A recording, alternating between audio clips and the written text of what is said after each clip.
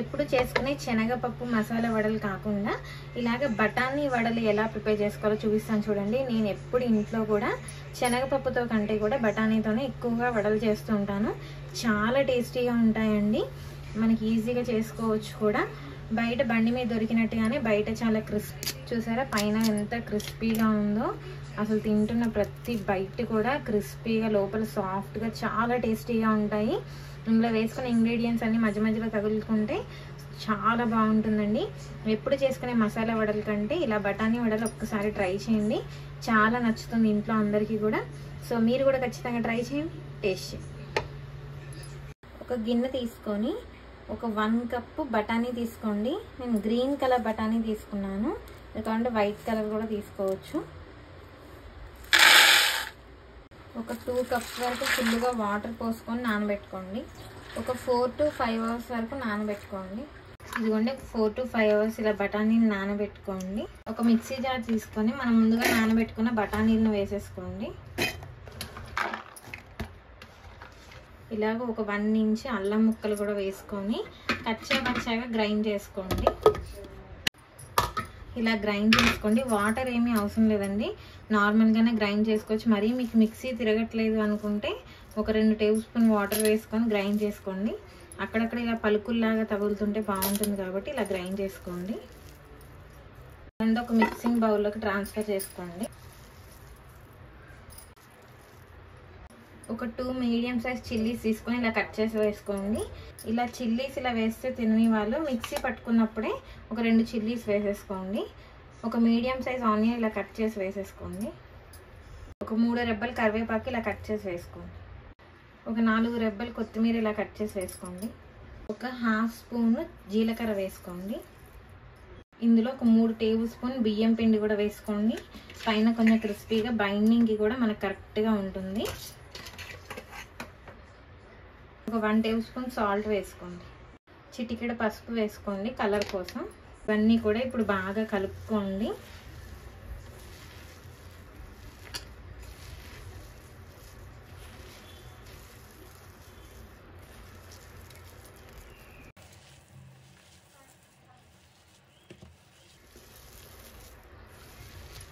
ఇలా మీరు చేతితో పిసుక్కుంటూ కలుపుకుంటే లోపల నుంచి ఆనియన్స్ నుంచి ఇలా వాటర్ కొంచెం రిలీజ్ అయ్యి మనకి బైండింగ్కి కరెక్ట్గా సరిపోతుంది.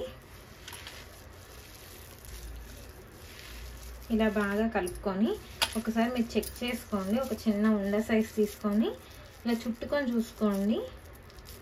మంచి ముద్దలాగా ఫామ్ అవుతుంది అన్నప్పుడు ఇలా చెయ్యి మీద కొంచెం ఒత్తుకుంటే మీకు వడ షేప్ వస్తుంది అంటే ఇంకా పిండి పర్ఫెక్ట్గా కన్సిస్టెన్సీ రెడీ అయిపోయినట్టే. చూసారా? డీప్ ఫ్రైకి సరిపడా ఆయిల్ పెట్టుకొని ఇలా బాగా హీట్ చేసుకోండి. బాగా హీట్ అయిన తర్వాత ఒక చిన్న ముద్ద ఇలా తీసుకొని ఇందాక చూపించినట్టు చెయ్యి మీద ఒత్తుకొని వేసేసుకోండి డైరెక్ట్గా. చూసారా? ఇలా చెయ్యి మీదనే కొంచెం ఇలా ఒత్తుకోండి.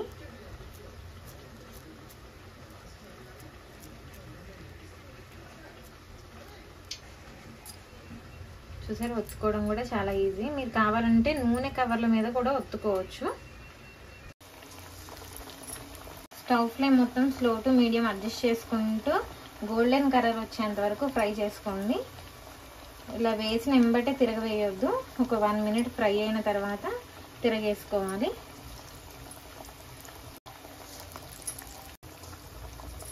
ఇలా ఒక 1 మినిట్ అయిన తర్వాత ఇలా టర్న్ చేసుకోండి సెకండ్ సైడ్ కూడా.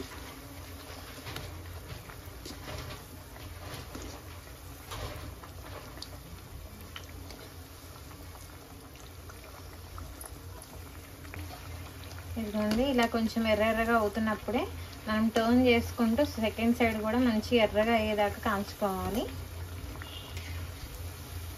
తిరగేయకపోతే ఒక సైడ్ అంతా ఎర్రగా అయ్యి ఇంకో సైడ్ అలా తెల్లగా ఉండిపోతాయి. అందుకని ఇలా గోల్డెన్ కలర్ వచ్చేంత వరకు ఫ్రై చేసుకోండి. ఇలా ఇంకా గోల్డెన్ కలర్లో రాగానే స్టవ్ మొత్తం తగ్గించేసుకొని తీసేసుకోండి.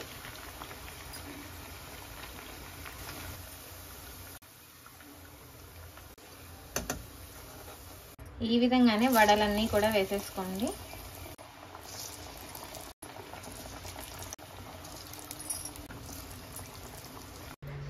బఠానీ వడలు రెడీ అయిపోయండి. చాలా టేస్టీగా, మనం ఎప్పుడు తినే మసాలా వడలు శనగపప్పు వడల కంటే కూడా చాలా టేస్టీగా ఉంటుంది అండ్ చాలా హెల్దీ కూడా.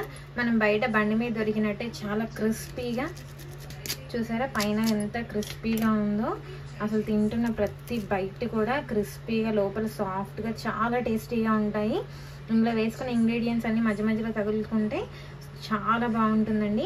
ఎప్పుడు చేసుకునే మసాలా వడల కంటే ఇలా బఠానీ వడలు ఒక్కసారి ట్రై చేయండి, చాలా నచ్చుతుంది ఇంట్లో అందరికీ కూడా. సో మీరు కూడా ఖచ్చితంగా ట్రై చేయండి, టేస్ట్ చేయండి.